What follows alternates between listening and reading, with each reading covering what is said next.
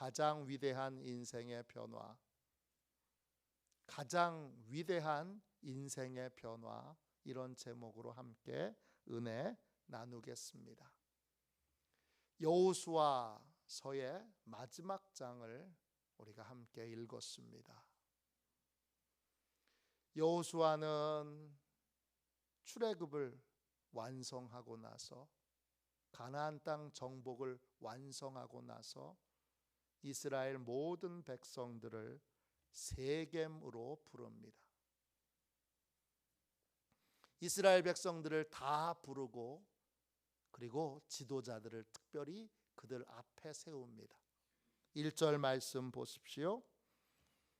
어떤 지도자들이 있습니까? 장로들과 또 수령들과 재판장들과 관리들을 그들 앞에 세웁니다.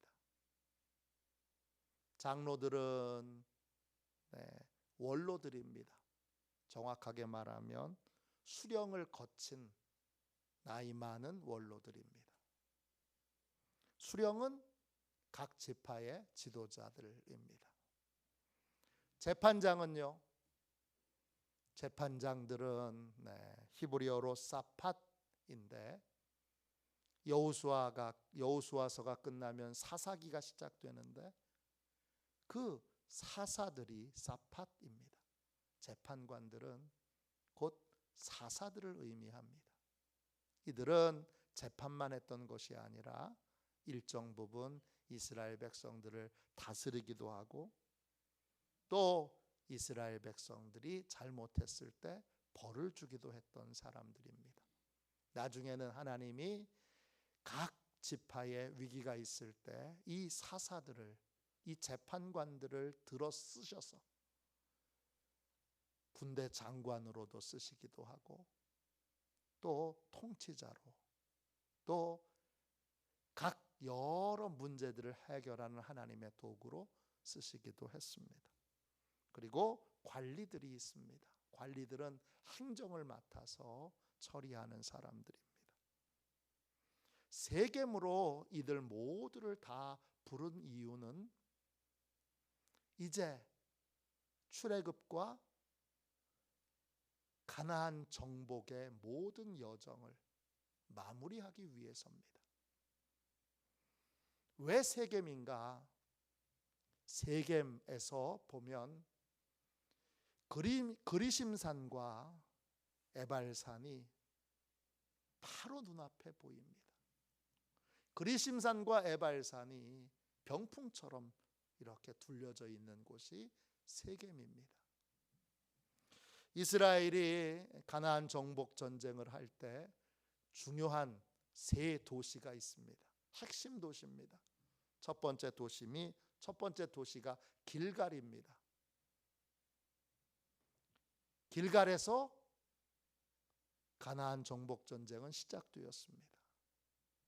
길갈에서 이스라엘 백성들이 할례를 받았고, 그리고 그때 비로소 광야에서 계속 내렸던 만나가 멈춰집니다. 더 이상 만나가 공급되지 않습니다.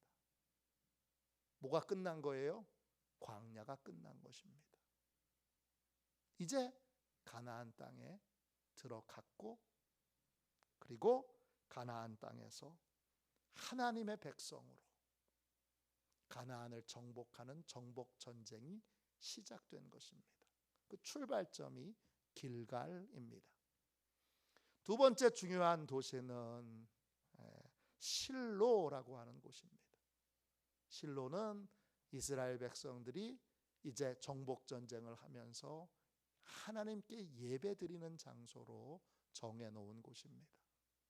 수시로 하나님 앞에 가서 하나님을 만나고 하나님께 용서를 받고 또 하나님의 음성을 들었던 곳이 실로입니다. 마지막 세 번째로 중요한 도시가 오늘 본문에 나오는 세겜입니다. 이 세겜은 이제 출애굽과 가나안 정복 전쟁이 맞춰지는 장소입니다.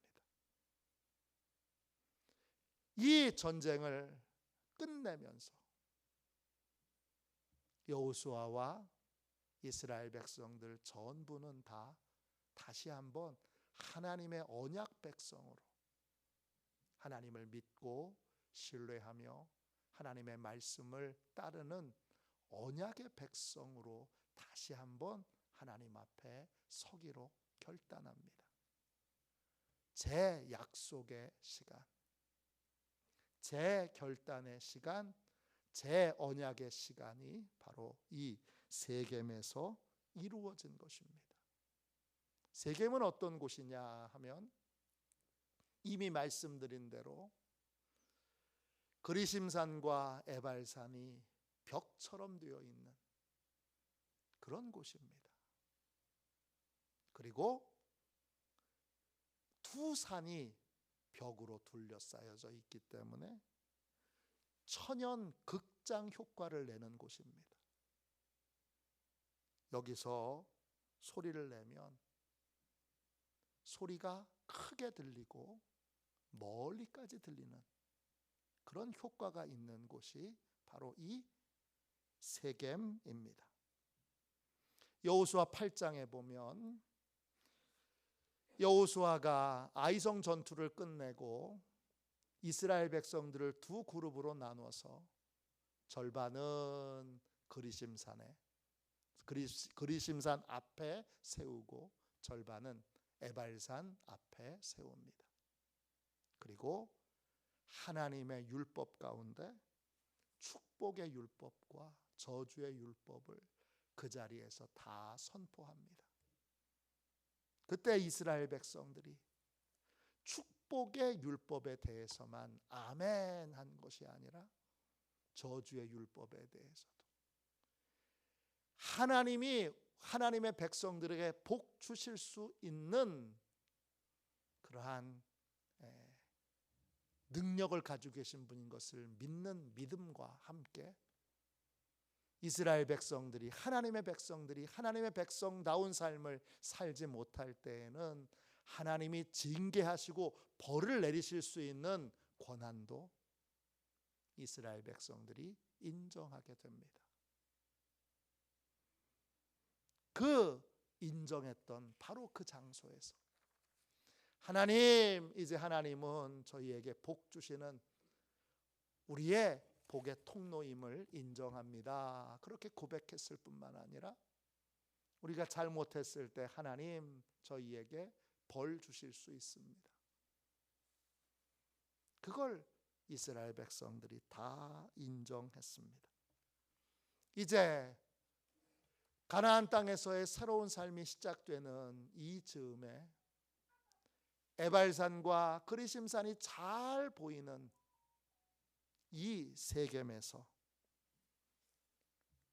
이스라엘 백성들은 하나님의 백성으로 다시 언약을 맺고 그 전에 고백한 대로 하나님의 백성으로 믿음을 따라 하나님을 의지하고 따를 때 복 주시는 하나님을 믿고 의지하며 동시에 하나님의 말씀대로 살지 않을 때 하나님을 믿지 않고 우상을 숭배하고 다른 것을 섬기며 하나님을 고통스럽게 할 때 하나님이 능히 벌 주실 수 있는, 징계를 주실 수 있는 그런 하나님이신 것을 인정하고 고백하며 살기로 그렇게 이 세겜 땅에서 함께 결단을 하기 위해 모인 것입니다.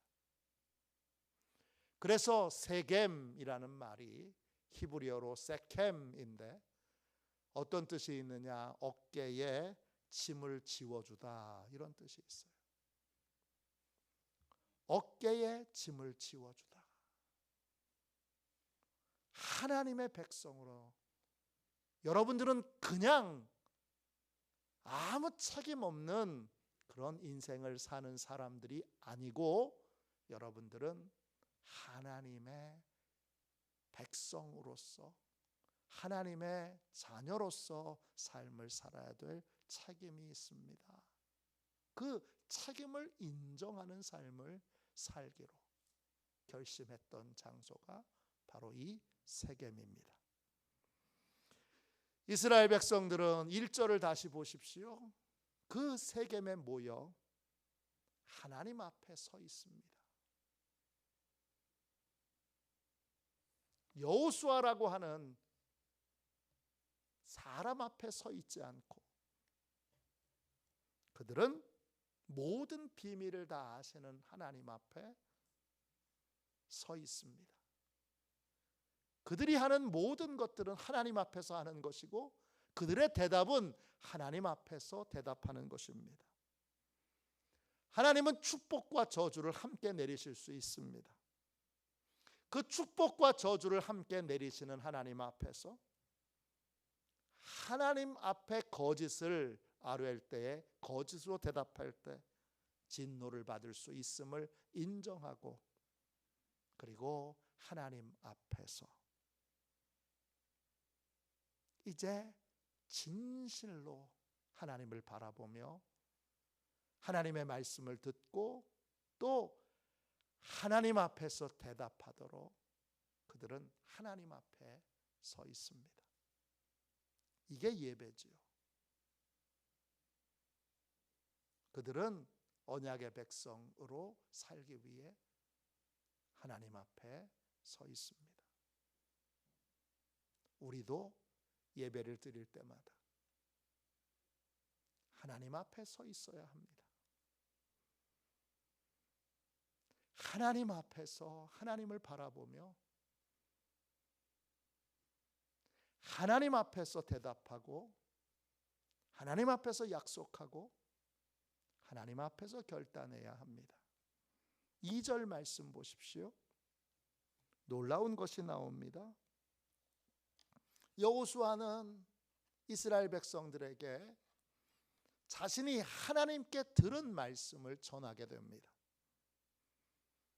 그런데 전하는 방식이 놀랍습니다.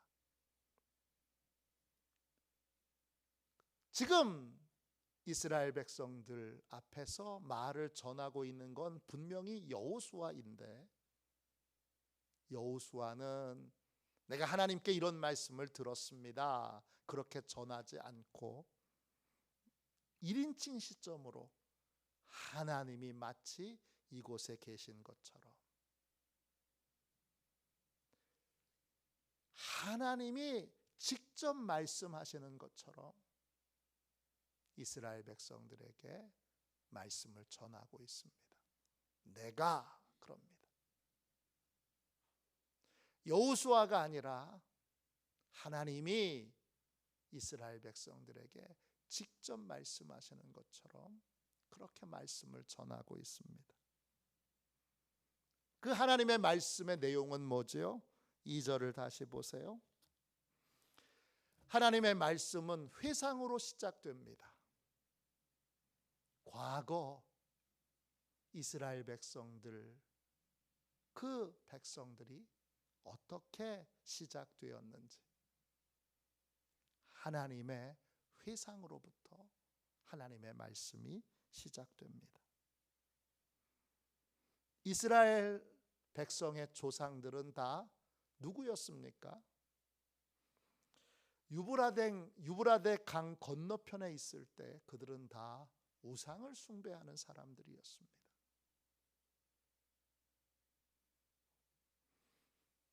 아브라함의 아버지는 우상을 깎고 조각하고 만드는 사람이었습니다.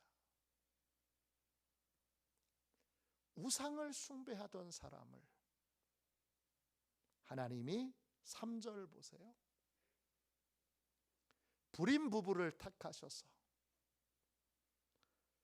돈은 있는데 아이는 낳지 못하는 이 불임 부부를 택하셔서 하나님이 유브라데 강을 건너게 하십니다. 그리고 이제 우상을 숭배하는 사람이 아니라 하나님을 믿고 의지하는 사람이 되게 하십니다. 인생의 이 변화, 믿음의 대상이 바뀌어지는 변화가 우리 인생에서 일어나는 모든 변화 중에 가장 위대한 변화입니다. 하나님께서 직접 아브라함을 택하셔서 믿음의 대상을 하나님이 직접 바꿔주신 것입니다. 아무 쓸데없는, 아무런 힘이 없는 그러한 고철덩어리에서, 돌덩어리에서 진짜 믿고 신뢰할 수 있는 참 하나님을, 살아계신 하나님을, 역사하시는 하나님을, 치료하시는 하나님을 믿음의 대상으로 바꾸게 해주신 것입니다. 이게 인생의 가장 위대한 변화입니다.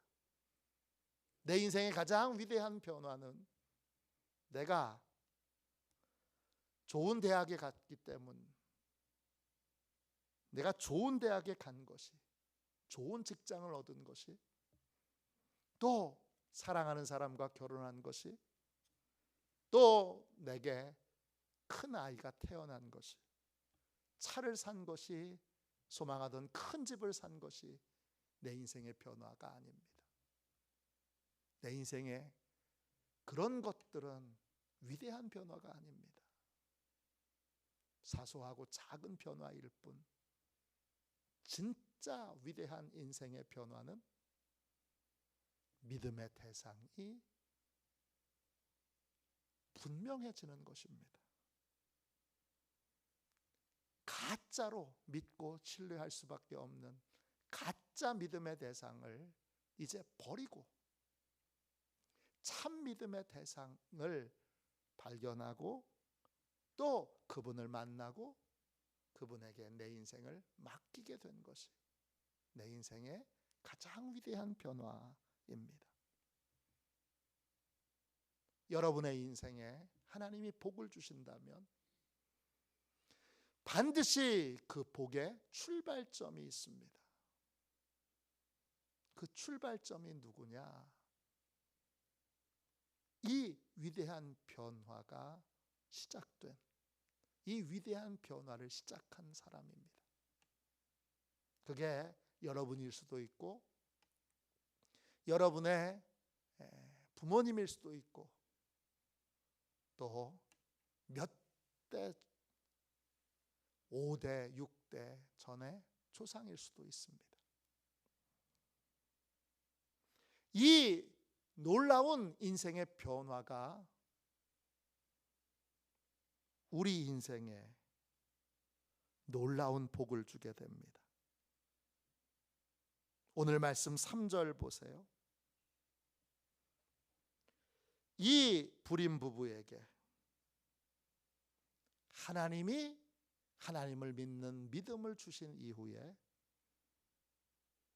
이들은 자기들이 돌아다녔던 그 가나안 땅을 다 얻게 됩니다. 그리고 뭘 해도 아기가 안 생기던 이 불임 부부에게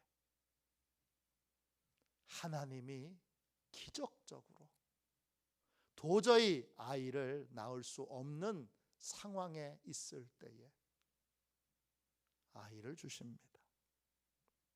뭐가 일어난 거예요? 두루다니는 땅에 대한 소망을 하나님이 주시고 또 불가능한 것을 하나님이 행하시는 기적을 하나님을 믿고 신뢰하는 이 불임 부부에게 허락하신 것입니다. 하나님이 3절에 그의 씨를 번성하게 하려고 비록 한 명이지만 그 한 명을 통하여 하나님이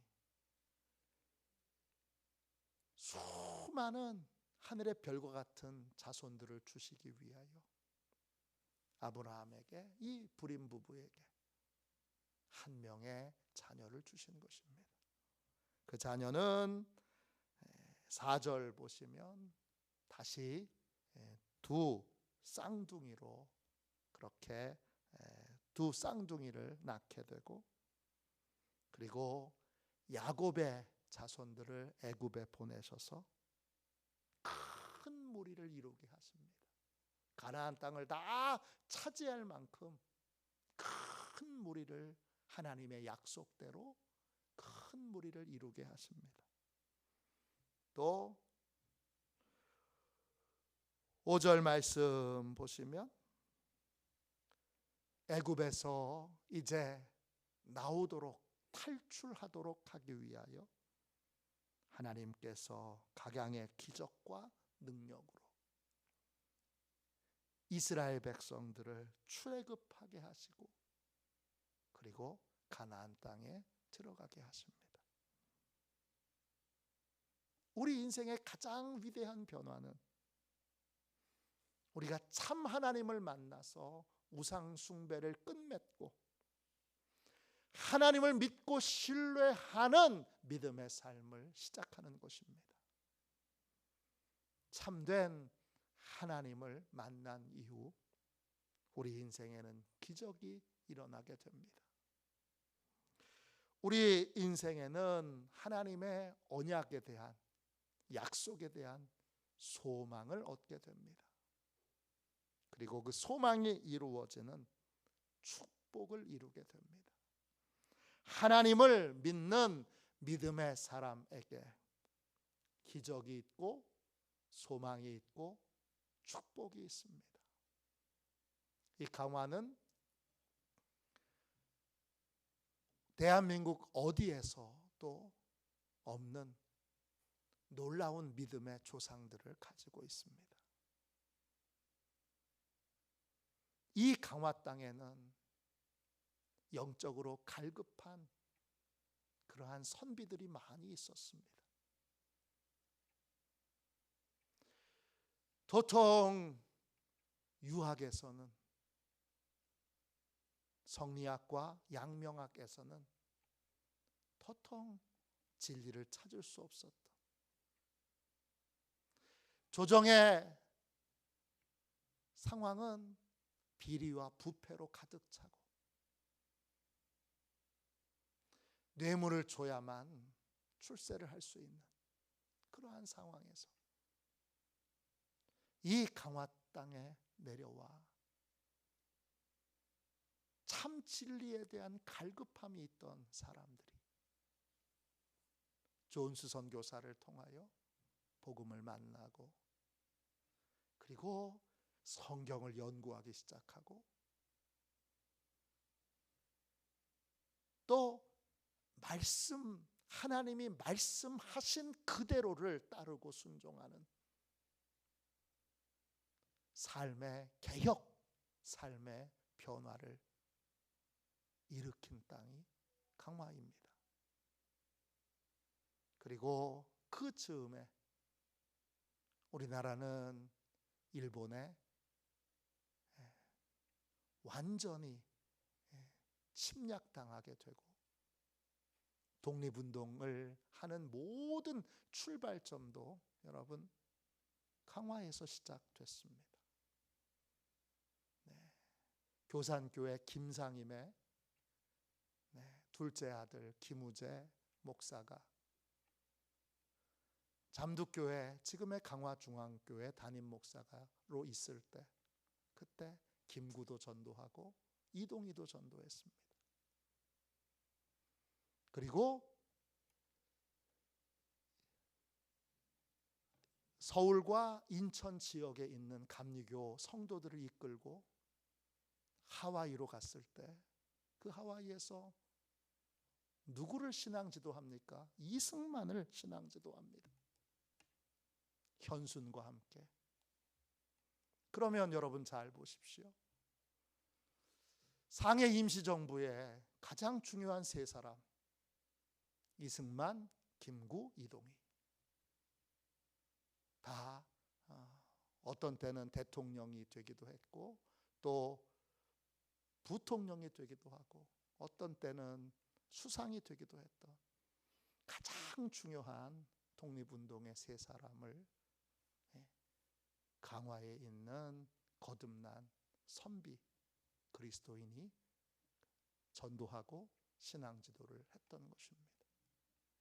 그리고 실제로 그 하와이에서 상해 임시정부로 계속 독립자금이 들어갈 때 주도적으로 했던 분이 바로 김우재입니다. 이게 아직 밝혀지지 않아서, 이게 조명되지 않고 많이 알려지지 않아서 저는 이 사실이 너무나 중요하고 너무나 위대한데 이게 잘 알려지지 않아서 많은 분들이 모르는 것이 참 안타깝습니다. 강화순례를 제가 인도할 때는 반드시 제가 이 얘기를 합니다. 그러면 대부분의 분들이 처음 들어봤어요 얘기합니다. 처음 들어봤지요. 그러나 역사책에는 너무나 선명하게 오래전부터 기록되었던 내용입니다. 그렇게 갈급하여 하나님을 믿는 믿음으로 내 삶을 완전히 송두리째 바꾸고 내어 맡겼던 믿음의 조상이 이 강화 땅에 있습니다. 우리의 믿음의 조상입니다. 대한민국 어디에도 이런 식의 개혁과 이런 식의 삶의 변화가 있었다는 기록이 없습니다. 신기하게 이 땅에만 있습니다. 그런데 여러분, 지금 우리의 모습을 한번 우리가 정직하게 돌아봐야 합니다. 좋은 믿음의 조상, 신실한 믿음의 조상, 대단한 믿음의 조상이 있다는 건 자랑하는데 우리는 정말 하나님만을 믿고 의지하는 삶을 살고 있는지, 그 위대한 변화가 계속 우리의 삶에 이어지고 있는지 정직하게 우리 자신을 살펴보아야 합니다. 믿음의 조상이 위대한 믿음의 결단을 했다면 그 변화가 계속 우리의 삶에 이어져야 합니다. 여러분의 소망이 하나님이셔야 합니다. 여러분의 믿음의 대상이, 신뢰의 대상이 오직 한 분 하나님이셔야 합니다. 그것을 우리가 다시 회복해야 합니다. 그걸 회복하는 자리가 바로 오늘 본문에 나온 이 세겜입니다. 오늘 이 자리가 우리에게도 세겜이 되어야 합니다. 이스라엘 백성들이 그리심산과 에발산에서 30년 전에 그렇게 하나님의 말씀을 그저 좋은 말씀만 따르기로, 믿기로 결정하지 않고 하나님이 심판하시는 말씀, 저주의 말씀도 내가 하나님의 뜻대로 살지 않으면 하나님은 얼마든지 저를 저주하실 수 있는 권한이 있습니다, 이렇게 맡겨드렸다. 그때의 그 언약을 맺었던 그 정신과 뜻을 30년 후에 다시 세겜 땅에서 여호수아가 한 번 더 이스라엘 백성들에게 이 언약을 맺자고 분명하게, 이제 오직 하나님 한 분만을 믿고 의지하는 삶을 살자고 그렇게 다시 한번 재언약의 시간을 갖고자 이 세겜 땅으로 부른 것입니다. 세겜 말씀드렸어요. 어깨에 짐을 지우다. 우리 한 사람 한 사람은 하나님을 믿는 사람으로서의 책임을 짊어지고 살고 있습니까? 그 책임을 짊어지는 것, 그게 축복의 이유고, 그게 부담스럽다면 복도 구하지 말아야죠. 복은 구하면서 하나님이 하나님의 백성으로 살라고 책임지도록 그렇게 책임지워 주신 것에 대해서는 부담스러워, 힘들어, 짜증나, 그러면서 그 책임은 짊어지지 않으려고 든다면, 그러면 그건 복은 받으려고 하면서 복 받을 수 있는 책임은 지지 않으려고 드는 것, 그건 사단에게 속는 것이고 그건 복을 받는 인생이 되지 못합니다.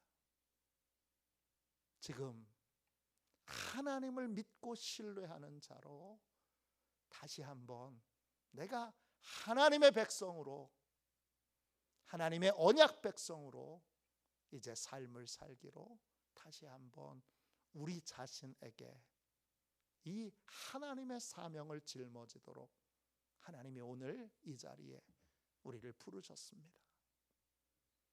저와 여러분이 우리 조상 참 훌륭해요, 대단해요, 엄청났어요, 그건 과거의 이야기죠. 출발은 그랬지만 지금 그 은혜가 내게, 우리 가정에, 우리 자녀들에게, 우리 손주들에게 이어지지 않는다면 그 자랑하는 것이 무슨 의미가 있습니까? 끊어졌는데.